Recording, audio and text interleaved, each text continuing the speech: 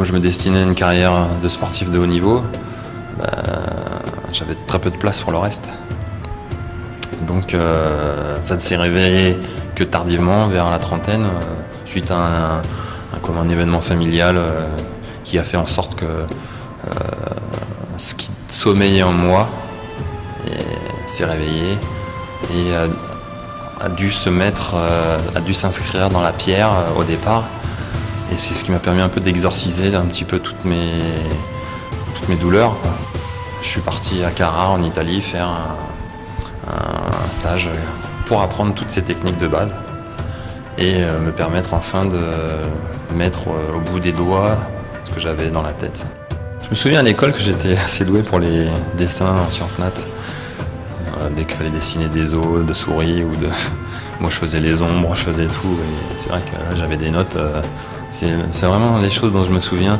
Là j'avais des notes, j'excellais assez dans l'anatomie et dans la manière de reproduire les choses. Et je pense que le côté de vouloir dessiner les ombres, c'était un petit peu déjà le côté sculpteur et la 3D qui m'obsédait, mais bon, qui était déjà présente inconsciemment. Paradis perdu, c'est un petit peu, en plus, paradis perdu au pluriel. Ils sont différents, paradis perdus. J'aime faire référence un petit peu à toute l'Antiquité qui est très présente dans mon œuvre. Et un petit peu toutes les mythologies finalement. Et c'est pour ça que ce sont des paradis perdus, parce que ça peut être les paradis perdus de la Grèce antique, de l'Égypte antique, de l'île de Pâques. Voilà. Mes œuvres sont empreintes de beaucoup de symboles. Quelques-unes sont assez un peu même ésotériques, je dirais. Et il faut venir décrypter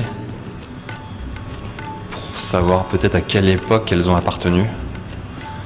Et donc, qui n'existent plus actuellement, mais qui sont quand même des bases dans l'inconscient des gens, dans ce qu'ils ont appris quelque part, la Grèce, etc. Donc là, moi, je leur donne des indices pour se souvenir de ces paradis perdus. Il y a une relation du passé assez lointain, mais qui est encore d'actualité, et puis, à mon avis, qui continuera sur le futur. J'ai une préférence pour le marbre, forcément. Une matière noble, une matière utilisée depuis la nuit des temps, qui vient de la terre, qui est naturelle, donc.